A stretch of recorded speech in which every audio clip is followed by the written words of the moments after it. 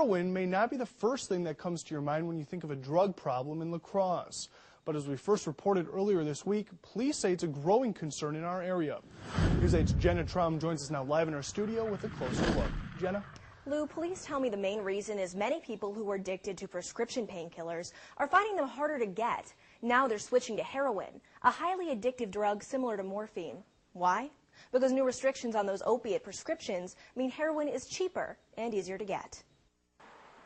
You wouldn't think of La Crosse as a hotspot to buy heroin. In the past, I think more people felt like, oh, that's the kind of drug that's used, in the New York City, in the worst of the worst areas.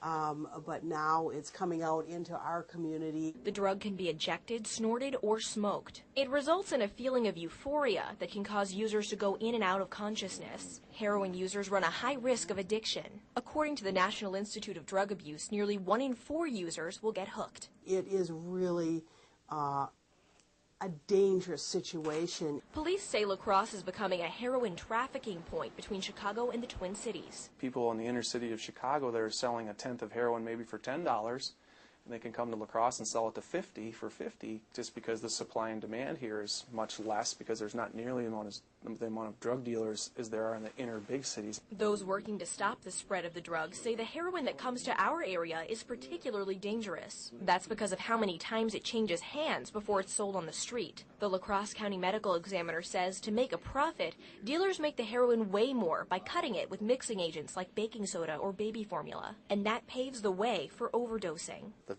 mixing agent clogs up their veins, and it can either cause you to have a heart attack, it can cause you to have a stroke.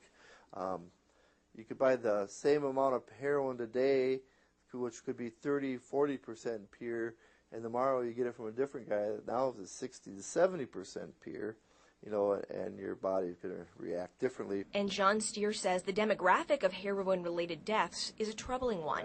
Every single person who overdosed on heroin in La Crosse County this year was between the ages of 20 and 29. And the executive director of the Cooley Council on Addiction says that's not a surprise. That ties very directly with prescription drug overuse and abuse.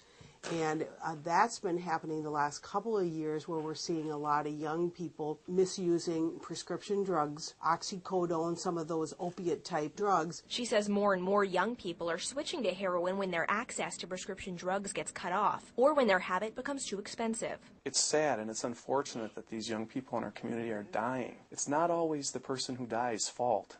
I realize that they have an addiction and that sometimes that they can't help because heroin is a very, very nasty, addictive drug. That's why the La Crosse Police Department's strategy is to target the dealers, not the buyers. The La Crosse County Medical Examiner says the way his office classifies heroin overdoses is also consistent with that philosophy of not placing blame on the person who takes the drug. His office typically rules those deaths as an accident. All right, thank you, Jenna. Now, 4 people have already died of a heroin overdose this year in La Crosse County. That's twice as many deaths as last year.